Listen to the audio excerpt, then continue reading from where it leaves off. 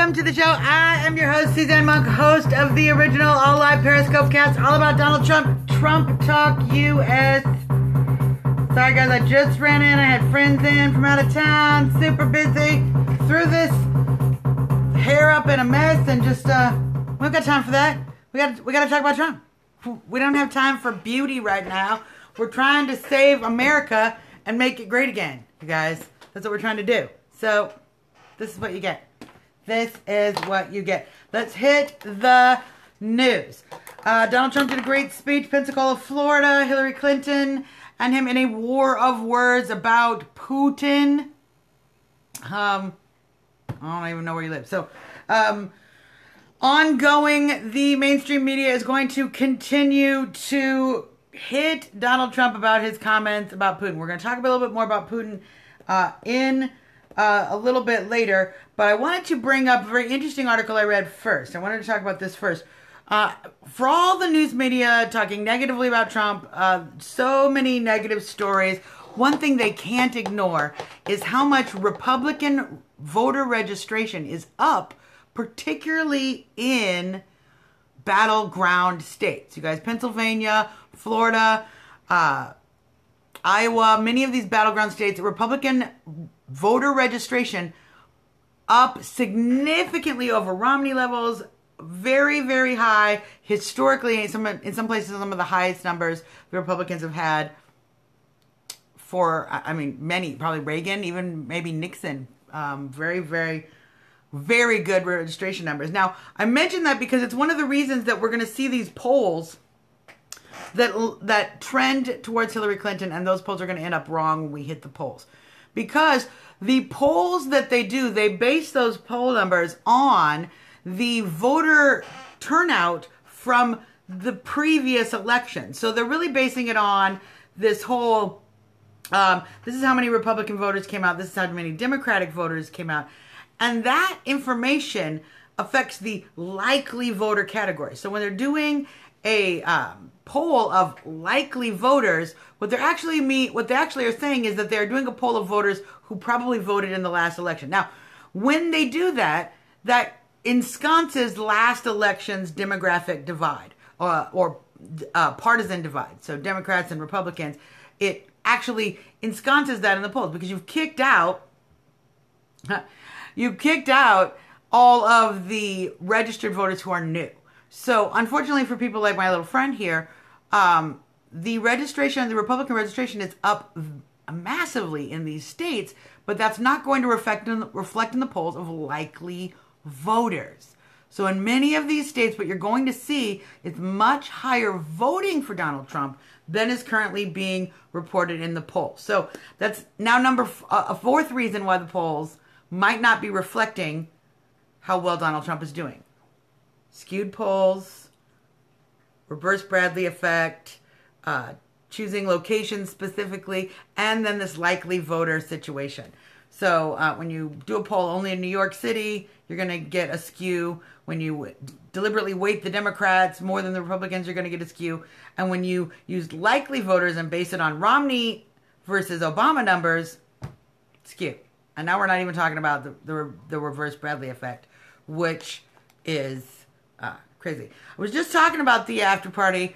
My friends and I were having a discussion as to where would be the good place to be on election night when Donald Trump wins the election. And I told them Trump Tower in New York, but I will probably be in Chicago, and we have a Trump Tower here too. So, bet your booty I'm going to be down there. Street party! Totally, you guys. Absolutely. Okay, so let's talk about some dirty stuff that's going on.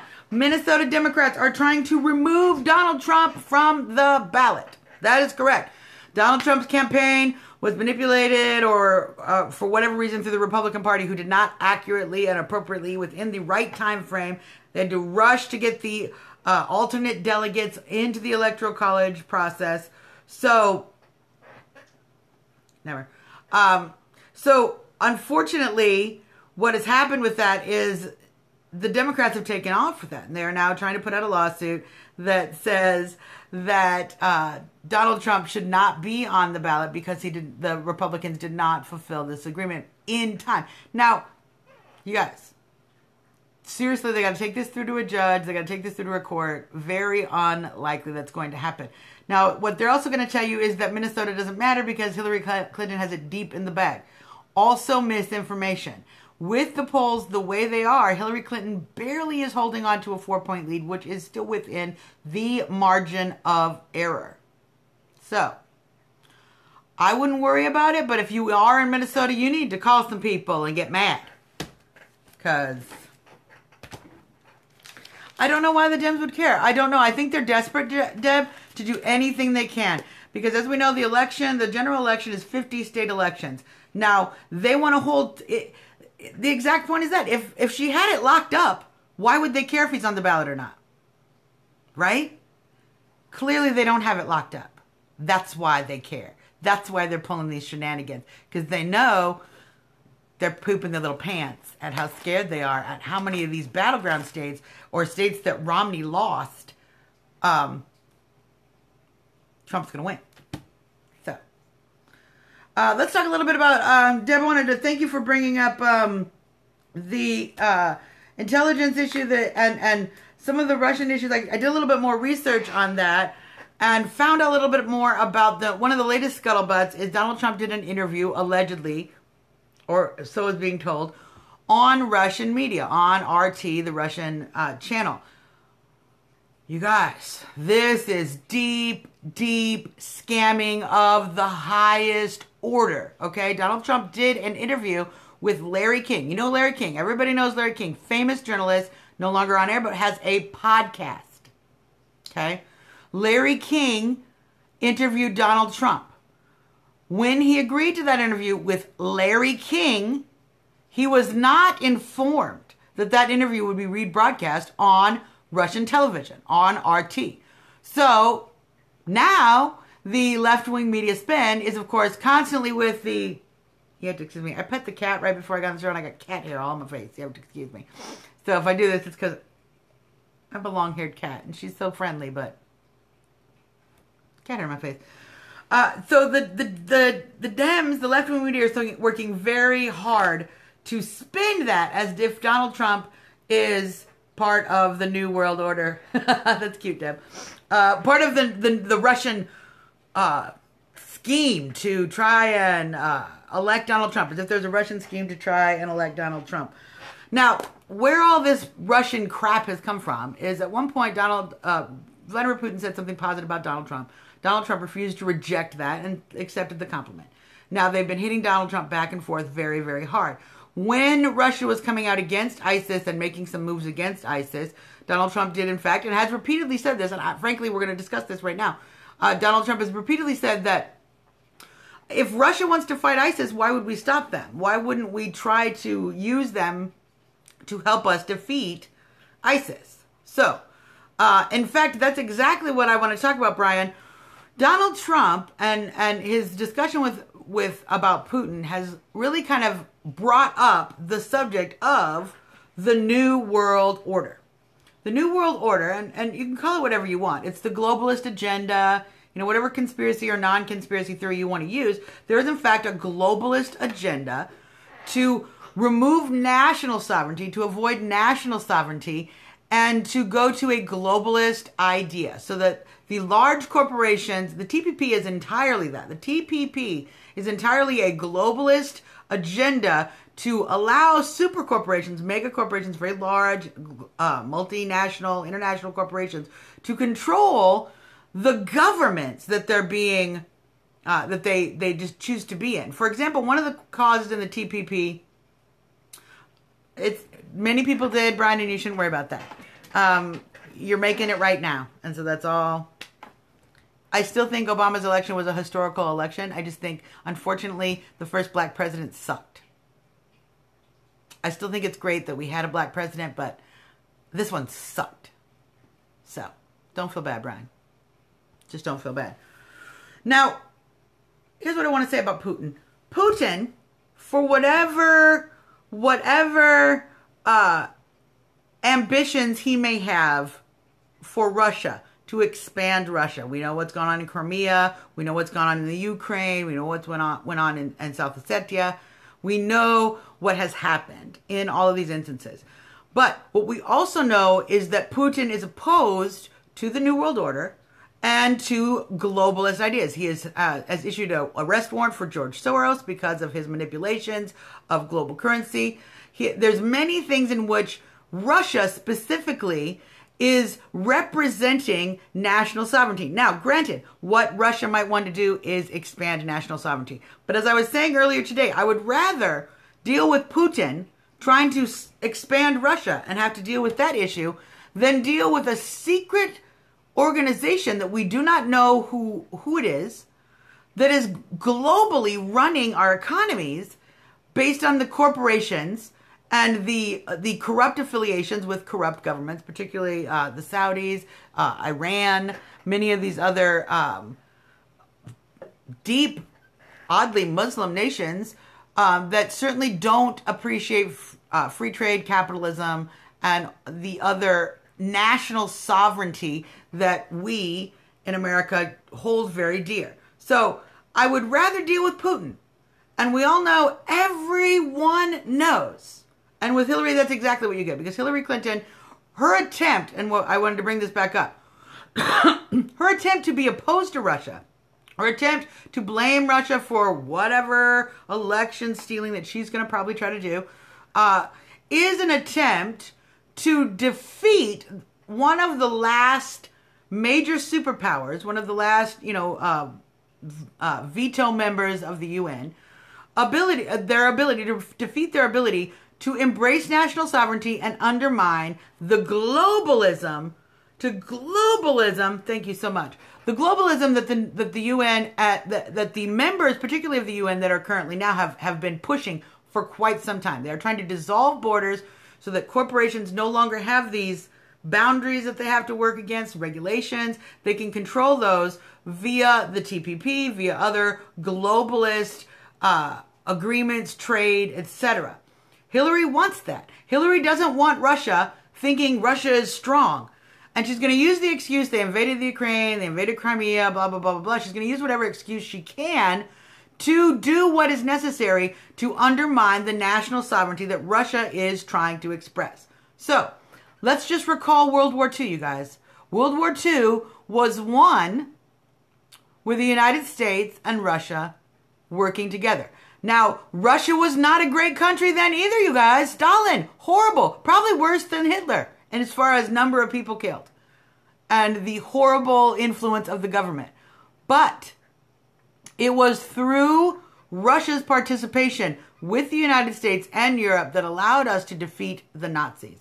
Now, the Nazis were National Socialists. Unfortunately, the problem we have now are global socialists. So it's not Nazis, it's glosies. And they're the worst.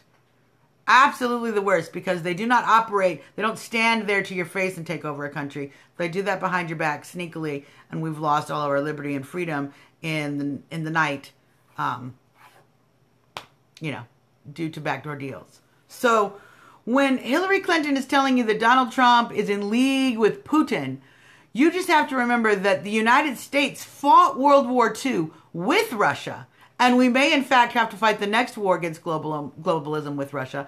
And if Hillary Clinton is elected, we're going to be on the wrong side of that war. Guaranteed 100%. So I wanted to bring that up, and I wanted to thank Deb for digging in on that a little bit. I did a little bit more research, and I was happy to share what's going on with both the Intel briefing. I know the Intel briefing, people got all upset at Donald Trump for revealing, quote unquote, too much when he revealed very little. Hillary Clinton actually revealed far more from her Intel briefing afterwards, just recently, than Donald Trump did. But the other issues that they're focusing on is this Russia issue, and it's Hillary Clinton New World Order bullshit. It's absolutely. Thank you, Jeb. Thank you. I appreciate that. So, I don't know if I mentioned this before, but I'd love to mention it now. Goldman Sachs has put a ban on its partners donating to Donald Trump, to the Donald Trump campaign. That does not include its workers or its office people or its janitors. They can't control those people. But there is a ban via Goldman Sachs on its partners that started September 1st that prevents them from donating to the Donald J. Trump campaign. There is no such ban to donate for the Hillary Clinton campaign. Now, there are all sorts of loopholes and shady reasons why they have made this the rule. But in fact, nothing says I am bought and sold by Wall Street more than Goldman Sachs preventing their partners from voting for donating to your opponent. So, Hillary Clinton, the candidate of Wall Street. Yeah, we know why she's the globalist. Exactly why. Because she's in bed with all of these big money bankers. You guys, it's the big bankers. It's the global bankers who really want this. They're the ones who have been pushing the climate change carbon tax. They're the ones who have been pushing a lot of these cross-border, New World Order, globalist ideas, on and on and on. They benefit from that. George Soros types who can crash governments and make money. They benefit from that. And so, of course, she's in bed with those guys. And they have been bribing her for quite some time through the Clinton Foundation, as we are finding out more and more. Now, you know what sucks? It sucks to be a reporter trying to follow Hillary Clinton on the campaign trail, because Hillary Clinton is slipperier than an eel when it comes to press. She hides from the press so badly. So I wanted to just go through a few things.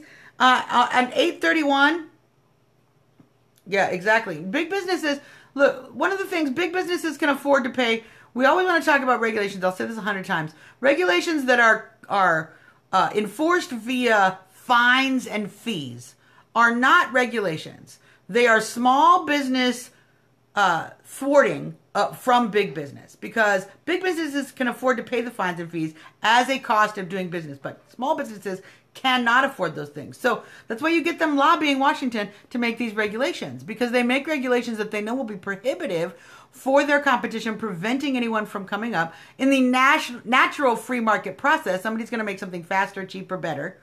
But if you keep them down legally, your competition is unable to do that, and you can stay on top without actually improving your product or your customer base or any of those things. So that's why they pay all that big money to the lobbyists, you guys, so they can sit up there in Washington and help write these regulations that put their smaller competition out of business. That's just the facts of how crony capitalism works.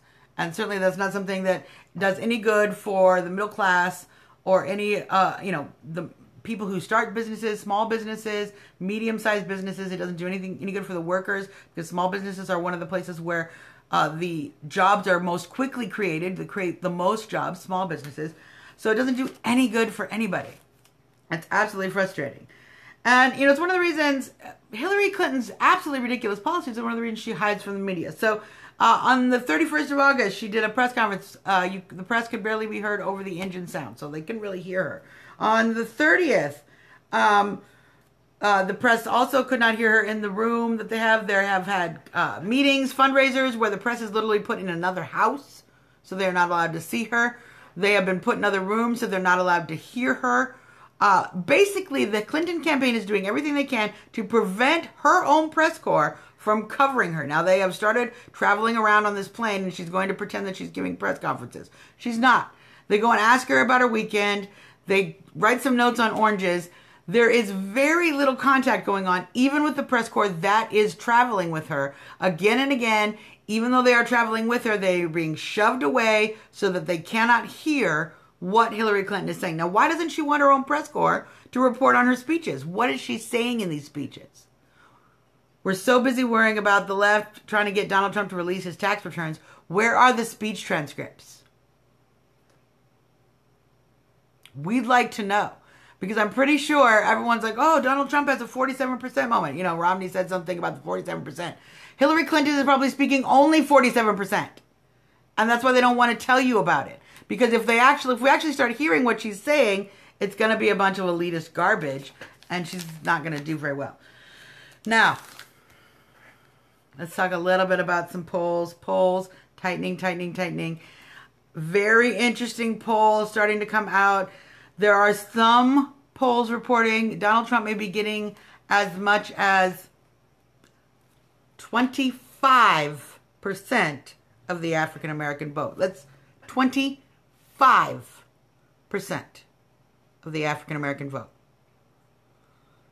Hillary Clinton needs 91% to hold that voting block in the appropriate proportion. The Democrats, if you look at the chart, the Democrats over time require more and more of the black vote to make up for the votes they're losing in other demographics, which is why they've held on so tightly to the minority vote and use such vitriolic means to hold on to that vote, because they depend on it. It's about 28 to 30% of their vote they need is minority voters. Now they're losing their asses on that. And that's why we're importing so many new voters. And interestingly, in these battleground states. Now, if you notice, Donald Trump has been in Detroit. He's been in Philadelphia. He's been in Cleveland. He's going to Baltimore on Monday. Donald Trump is hitting the big cities, the inner cities, and starting to dig in and undermine that minority vote, that urban minority vote that the Democrats depend on so desperately. And he's doing well. So, our guy is doing absolutely fabulous. The Real Clear Politics average had her at a point about 2 weeks ago where she was almost 7 or 8 points separate, and we are down around 2 points apart, and moving closer and closer as we go. She's getting eaten up in the polls, and she's missing most of the time, so she's not able to actually counteract any of that by speeches, rallies. Donald Trump, speeches, rallies all day long, every day. Constant, go, go, go, go, go. So, I know, it really is getting close.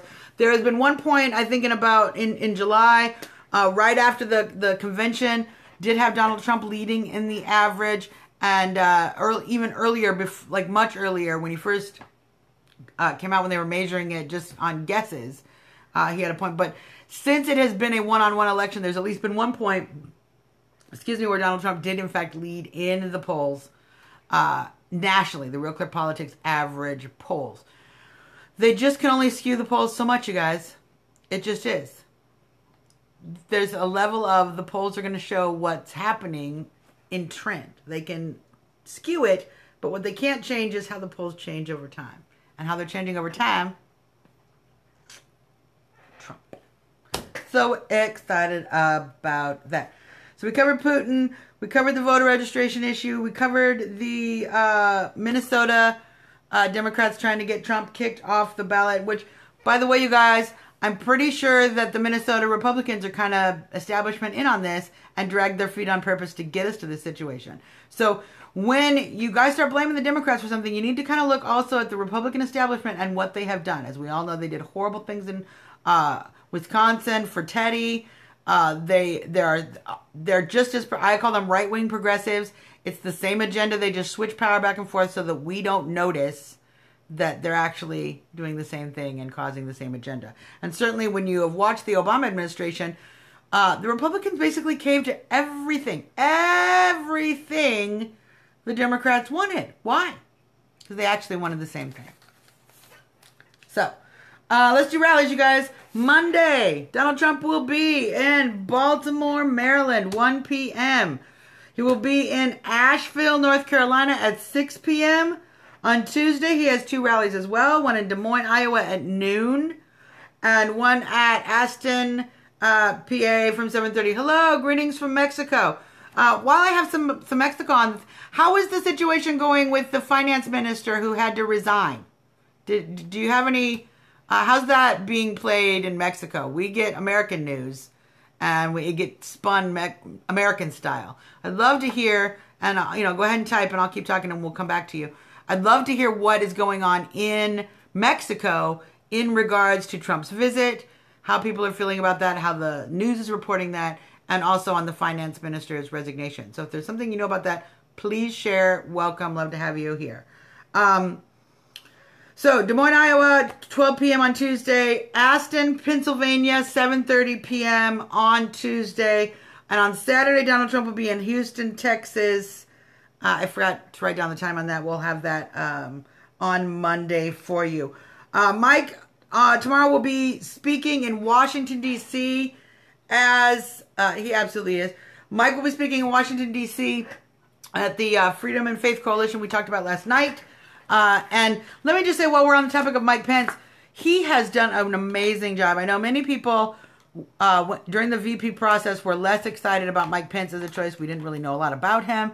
We weren't really clear as to why Donald Trump would pick him over, say, Newt or Rudy, or I liked Alan West. There were many candidates that were very strong, that many people felt very strongly about, and many were a little bit trepidatious when we picked Mike Pence.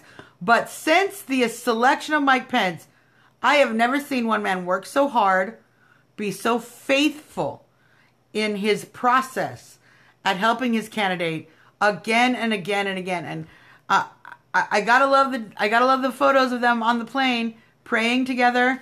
And whether you are Christian, Muslim, Jewish, Buddhist, atheist, you have to respect and appreciate our leaders being able to come together in faith and share that moment with others.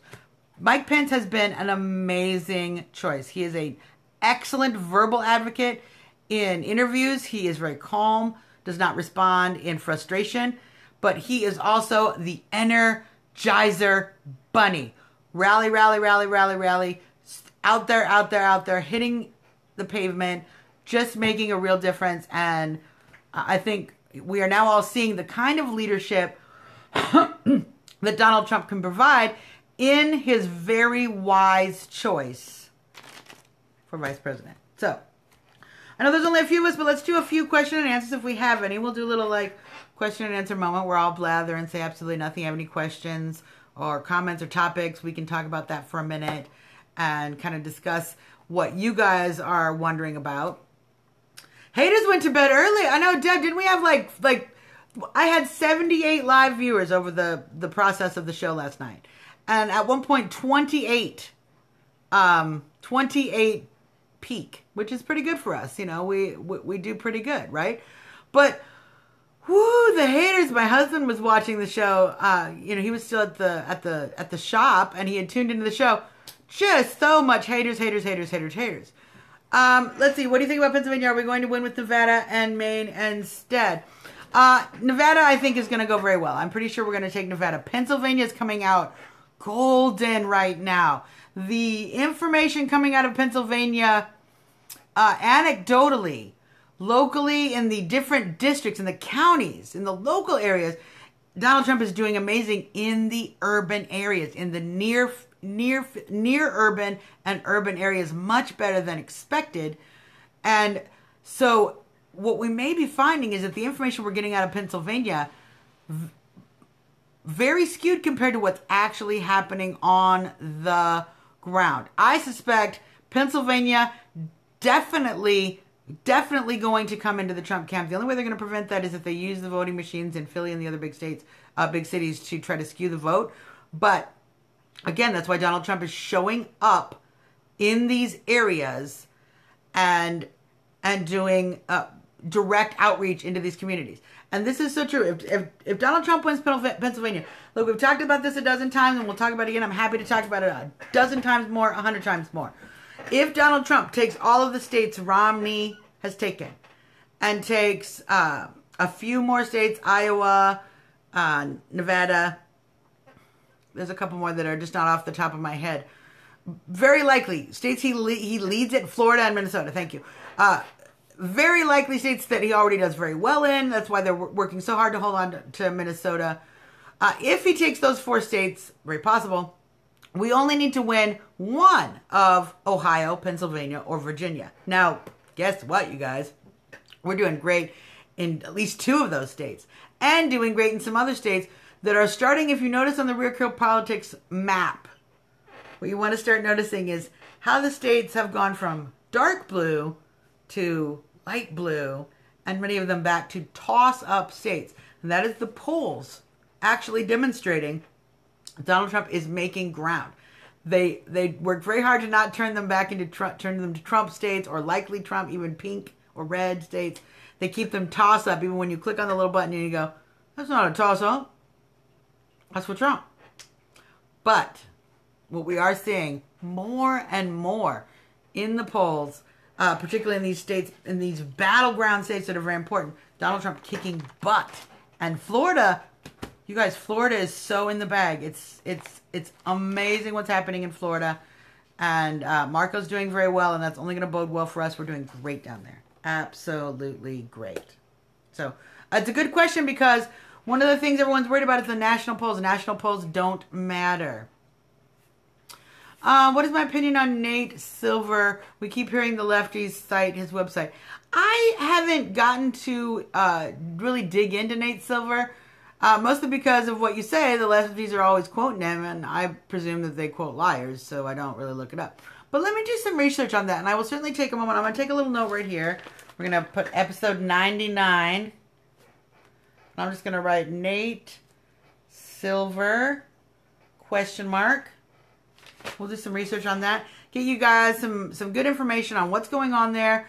And, you know, what's interesting about where the left is getting their information, where are they getting this information? Most of it is fake, inaccurate, incorrect, and literally you'll watch the speech Donald Trump gives, and they have literally reported that he said almost the opposite. So we'll dig into that. We'll certainly get some information on Nate Silver. So it's a question and answer for next time. Absolutely fabulous. Welcome, Debbie. Welcome. So, let's do Trump reason of the day, you guys. Let's do Trump reason of the day. One of my favorite things. Trump reason of the day. As we all know, Donald Trump went and spoke in Cleveland at a charter school and has been a huge charter school advocate. One of the reasons that is so important for charter schools to be an option in our country are the inner city school systems that are devastating youth and leaving many inner city African American, Latino minorities, which are most affected in these areas, with poor education, minimal job skills, and then very few jobs available to them. We'll wait. There's only a few of us to bring back, so. Sometimes I think Periscope is literally trying to freeze my face in the most ridiculous position possible. So I kind of try to... Welcome back, Deb. Sometimes I think Periscope is trying to freeze my face in one of the most ridiculous positions possible because...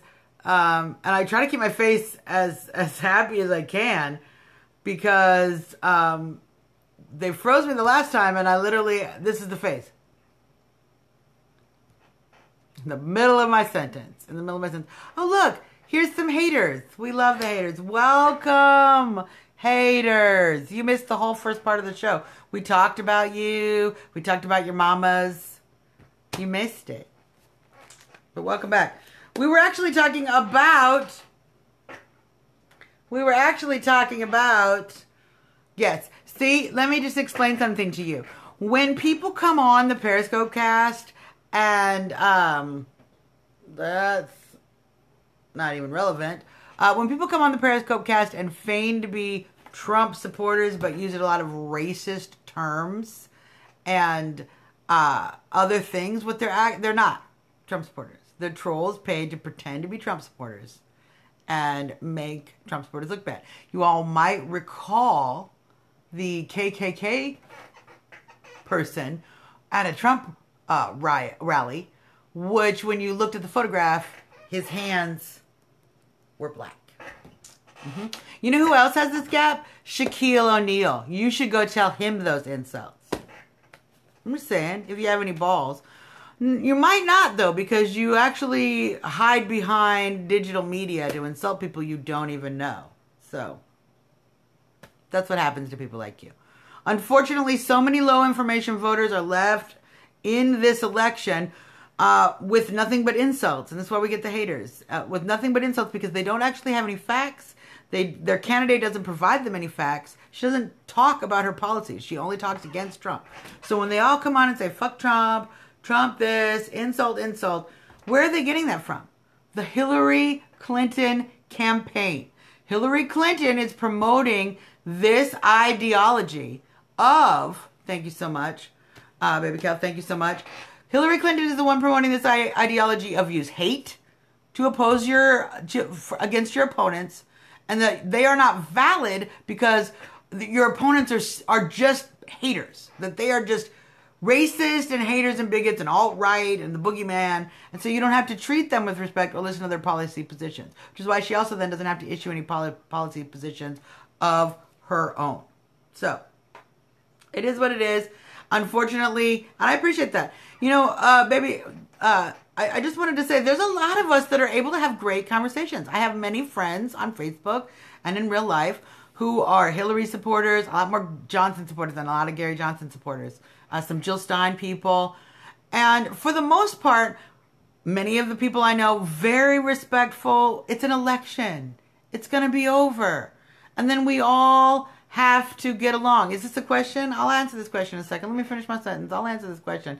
It's a bizarre racist question, but since I'm not a racist, I'm happy to answer your ridiculous racist question when I'm done saying what I was saying, which is there's so many of us that get along and we're just trying to have an election. And unfortunately what has happened in this election, and you might agree with this, is that rather than talking about policy, we're busy talking about racism and who's the racist and who's the bigot. And we have ignored, for the most part, military policy, tax policy, education policy, all of these things. Now, Donald Trump's latest speeches have been very focused on those issues. But in fact, Hillary Clinton doesn't want to do that. And not just Hillary Clinton, but the left-wing media even more. Very desperate against that. Now, I'll answer this question that was asked, because he probably already left, because the haters do that. They come and they ask racist questions, and then they leave when you make them wait a minute to be respectful in a conversation. But what he asked is, do I hate Mexicans? No. I love Mexico and the Mexican people. In fact, I love them enough to know that the open border policy that Hillary Clinton advocates is a policy that devastates the people of Mexico.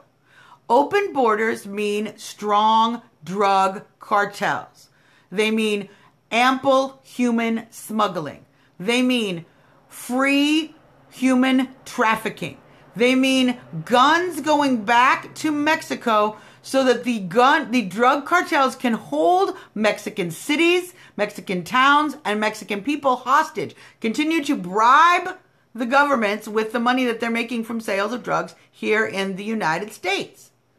Open borders are the worst possible thing for Mexico and the Mexican people. So those of you who believe that you are somehow compassionate and to Mexicans because you want an open border and you want everyone to come here and amnesty for any illegals and just let everyone come, you hate Mexicans.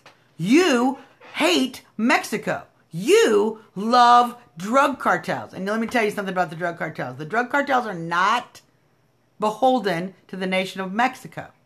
They are a global criminal organization. They're globalists. They're just criminals. They're no different than PepsiCo or Goldman Sachs or any of these other global corporations, except they're criminals. So, I appreciate that. It's very important. That's one of the reasons people talk a great deal about, are you racist because you want closed borders? No. I'm actually, I want Mexico to be able to rescue itself from the narco state that it has become. It's going to be the only state that goes. There's very few states. If you look at Reagan's, he says, good thing Illinois is going liberal. If you look at Reagan's map, there were like 4 states that stayed blue. Probably Illinois is going to be one of them. We are literally Obama country, deep behind enemy lines. But not so much Wisconsin, not so much Michigan, not Indiana, where Trump leads significantly. So, it is what it is. The point about Mexico being, if you care about Mexico, then what you want is closed borders, and that is why the meeting with Donald Trump in Mexico with the Mexican president was actually so successful, because there is, in fact, a great deal of common ground between the government of Mexico and our government and Donald Trump's position to secure the border, because the drugs coming north don't help us, and the guns and money going south don't help them. It makes it actually worse. So, yeah, you can get these on Amazon. They're like $7 or $10 or whatever. So, it's absolutely They're easy, and they fold up real nice, so you can roll them in your bag, and then you just bust them out like, I'm trumping, and then tuck it away. So, hey, Chill. How's it going? Let's do Trump hotties before we freeze up again. I'm excited about the Trump hottie today. Mostly because she's got this, you would not, let me just say something. I forgot to post this video on the Trump Talk US page beforehand.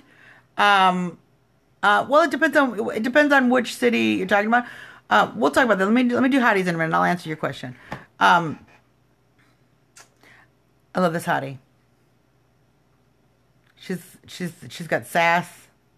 She's got a little color in the hair, a little fun color in here, and little tattoos. Takes all kinds to love Trump, but she's got an awesome bumper sticker on her. So let's just pop this up. Oh, what's that say? Women for Donald Trump. Hey, fun fact, you guys. Did you know? See, and she's got the glasses. I love it. Just and the purple hair. She's super cute. Let's see. You can see her tattoo arms. You'll see it. I'll post on the page. But I was going to say about Chicago. I did a one-woman Trump rally down on Michigan Avenue. I'm standing right in front of the water tower. Several minutes, quite some time. I didn't get shot. I only got yelled at once. It's not that dangerous. There are neighborhoods that are dangerous in Chicago. But again, the media is telling you a lot of information about scandalous issues that aren't really true. Now, are we Democrat to the core? Oh, yeah. We have Rahm Emanuel as our mayor. We're deep, deep, deep, deep in that mess. And Oak Park, you know exactly what I'm talking about. So, but what I will say is, don't be surprised to see a few more Trumpers come out with your girl, Suzanne Monk, to do some Trump rallying. We're going to go down, we're going to hit Trump Tower, do some honks for Trump, rooting for Trump, bring our signs. It's always safer in a group, but you guys, I did it by myself at night. And I'm going to post that video. Let me write that down. Post video. So I can share that with you and you guys can take a look. It's not that bad. So, absolutely. Let me just read what the people, not everybody can see that because we record this for YouTube. She says, you have to admit that this isn't a white country anymore. Let me give you some information. This country was never a white country. Yeah, it was really great. It was really easy. It wasn't that painful. It was really great. This country has never been a white country, okay? This country was formed with alliances with Native Americans. We had many different Europeans as well as Spaniards, as well as black freemen. Not all black people were slaves. In fact, there were black people who owned slaves. There were African Americans. There were black people who helped form the nation, who fought in the Revolutionary War, who sat in these rooms with Washington and Hamilton and all of these people. Now, I went to Wrigley Field. Just going to point that out. Hey, if I can get 5-10 people to come with me, I'll go protest in front of Louis Farrakhan's church. And you know what? I think Farrakhan will come out and join me because he's going to vote for Donald Trump. You should listen to him speak. This country has never been white. There's never been a white country. So the idea that we have to admit it is not a white country is insane. Oh, no, he really is. He really is. You should Google it. Google Louis Farrakhan speaking about Hillary Clinton. Louis Farrakhan speaks about Donald Trump. His comment, and I quote, Donald Trump stands in front of the rich elite and tells them he doesn't need their money. That's why he can't be bought. That is a direct quote from Louis Farrakhan. It is what it is. And he hates Hillary Clinton. So read about it. Now, the myth that the social justice warrior, Black Lives Matter type people want to share is that this has been a white country and that Donald Trump's people are white supremacists and we're trying to get back to a white nation and the alt-right is a white supremacy ideology. False, false, false, false, false. Absolutely false, false, false. All of those things are actually false. Donald Trump is actually one of the most diverse candidates. He's one of the candidates drawing the most diverse group. 25% of African Americans are polling for Donald Trump. 1 in 4 black people admit they want to vote for Donald Trump. So, now, Black Lives Matter wants to give you this idea that we are living in a violent police state in which the entire system is opposed to African Americans, is oppressing African Americans, is favoring white people, and that because of that, we have to change how we police, we have to change how we lead, and we have to give unfair advantage to African Americans, including segregation in schools. You might have noticed the recent situation in which schools have started to create all black dorms. This is not the civil rights movement of Dr. King, you guys. It's not. It's a black supremacy movement. Look at my mouth. Black supremacy movement. Black Lives Matter is a black supremacy movement who wants to push black agenda over the country's agenda. The country is a melting pot with many types, many nations coming together and assimilating under American values formed by the Constitution. Black Lives Matter and the race social justice warriors want to focus solely on the misinformation, the biased view of slavery, ignoring black involvement in the slavery process, blaming it all on white people, and creating a further racial divide. Now, I don't know if y'all know anything about Helter Skelter. If you've heard anything, it's not just a song. It's a concept, unfortunately, weird person who had mentioned it. Charlie Manson has, unfortunately, Dr. King has been forgotten by that. Charlie Manson spoke about it. It was one of the things that he was trying to create when he engaged in the murders. His hope, the Helter Skelter, his hope was to instigate a race war. Let's talk slowly about this. His hope was to instigate a race war, which would allow, by angering African Americans to rise up and begin to attack white people and attack the communities and start to destroy the communities. This would allow government to institute martial law, crack down, enforce the socialist, communist, centralized government that would then end capitalism. And as Charlie Manson openly states, the agitators, the African Americans, the angry blacks that have caused the Helter Skelter will be the first to be put down by the new, very strict government. It's an attempt to remove freedom. And Black Lives Matter is happy to do that. They're happy to pretend they're protesting, and then the protest stays late, and the thugs come out, and they burn everything down. And then they go, it wasn't us. And they only protest when a white cop shoots a black person.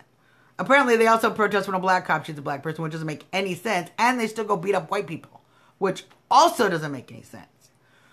Black Lives Matter is a black supremacy movement, and it is being used by the elites in our country to instigate the decay of society, to create racial division so that it is easier to instigate these violent situations so they can crack down and use more and more police control. It is what it is. Black Lives Matter are just the brown shirts of the globalist movement. It's sad, and I'm sorry to hear that. But what I find amazing is how many African Americans are... I'll talk about that. How many African Americans are actually supporting Donald Trump? And even more so, not even just supporting Trump, but opposed to Black Lives Matter. You will be surprised on the internet how many black people you see saying all lives matter. Now, you want to talk about the refugee situation? You guys. The United States refugee program was made for individuals that were, let's pause, for individuals that were being oppressed by their government. Okay? Now, unfortunately, in the situation of Syria, the globalist agenda has worked very hard to ensure that the Christian refugees, the people who are actually being assaulted by ISIS and being killed, beheaded, burned, caged, drowned, their children raped, their women raped and sold into slavery, a lot of these are Christians. But since the Assad regime does not attack Christians, these are not considered refugees. So it is much harder for these individuals to actually get refugee status here in the country, whereas the Muslims that Assad is attacking, which predominantly is ISIS and other radical Islamic groups who are attempting to take control, much like the Muslim Brotherhood and other radical Sharia state Muslim agendas. I'm not done, and we'll talk about that in a second. Are actually being led more into the refugee program and have an easier time of it. Now, here's what's sad. I understand you want to be compassionate, and you think that being compassionate is bringing people thousands of miles away across an ocean to another country. They don't speak the language. They don't know anybody, and say go. But that's not compassionate. That is the opposite of compassionate. And worse, we've already seen in Europe that compassion leaves the refugees jobless, trapped in camps, and it leaves the population under siege by very angry individuals, some of which did not come here with good intentions and do not share the same moderate cultural values of the modern European states. So, the most compassionate thing to be, but they didn't come 100 miles away in a country that they don't share the religion, they don't share the language, they don't share the culture, nor do they want to. That's the key factor. People who came here and didn't speak the language wanted to become Americans. The Syrian refugees do not want to come here to become Americans. Ask them. They're not asking for that. They want to come here and establish Sharia states in our country. They want to undermine the Constitution, which allows freedom for all individuals, freedom of religion. Yes, they do. That is exactly what they want. You are being misled to think otherwise. And all you have to do is look at Europe. All you have to do is look at the crime wave, look at the violence that's occurring, look at the incident after incident after incident, where individuals are demanding that their rules, Sharia rules, are being applied. You can look at Dearborn, Michigan here. You can look at many, many places, even here in the United States, many cases in which individuals have tried to get off. The guy who ran over his daughter. Do you know why he said he was allowed to run over his daughter? Because she had shamed him by wearing Western clothes. So he ran her over and he killed her. And he used that defense that she shamed him. Therefore, no, it has nothing to do with race. It has nothing to do with race. Islam is not a race. It's a religion that has African Americans, white people, brown people, Arabic peoples, Semitic peoples, African nations. It is a religion. Asians. He eventually did go to jail. That case did not, he did not succeed in that defense. But there are others who have tried very hard to use that defense and continue to use that defense. There are many polls, and I have Muslim friends, and I support freedom of religion, and I support those who are willing to come here, practice their religion, but assimilate to American values. That is false. 72% of the Muslims polled overseas want Sharia law in their country. Look it up. More than half of the Americans, of Muslims polled in the United States. Various news organizations, look it up. UN, look it up. Look it up for yourself. Stop telling yourself lies that you hear on the mainstream media. 99.9% of Muslims don't want Sharia law. That is blatantly false. Google, what percentage of Muslims want Sharia law? I dare you to do that right now. Tell me, screenshot and send me here. We'll do this part of the show right now. Send it here. Go ahead, Google it. Screenshot what you find. Screenshot this 99.99% number you think you can find. Send it here. We'll talk about it tomorrow. I dare you to do it. And if you have the balls to do it and actually try to back up your misinformation with facts, send them here. TrumpTalkUS@gmail.com. And while you're at it, let's close out the show, you guys. It's been a great talk, and it's getting late, so we can't talk about Trump forever. I got to get to sleep so I can get up tomorrow, watch some more news, store up for Monday. It's finally my day off. You are very welcome, Mobile Boogie. I keep following me, and I really appreciate your support so much. Have a great night. Deb, have a great night. Back episode, you guys, www.trumptalkus. Unfortunately, episode 96 is not going to get posted on there because Periscope messed it up so bad I can't even redo it. But I am working on episode 95, which, as you know, froze like 5 times. So, God bless you guys. Keep on trumping, everybody. Keep on trumping. Get the America First app. Go on the Google Store, Android, whatever. I invite you, so use code XZ3J7 to get points. It doesn't mean anything, but it makes me happy. So, and that's our show. Little Trumpy. Trumpy, is Hillary Clinton going to win? Is Donald Trump going to win? Little Trumpy. We love him. Let's do these tunes and hit the road, you guys. We will be back on Monday. You know, we don't do a show on Sunday. I need one day off, but I will be digging in the news. We are certainly going to look into Nate Silver and get some more information on that, so tune back in on that. I love all you supporters, haters. Hey, thanks for stopping in and giving us some entertainment. See you on Monday, everybody. Keep trumping.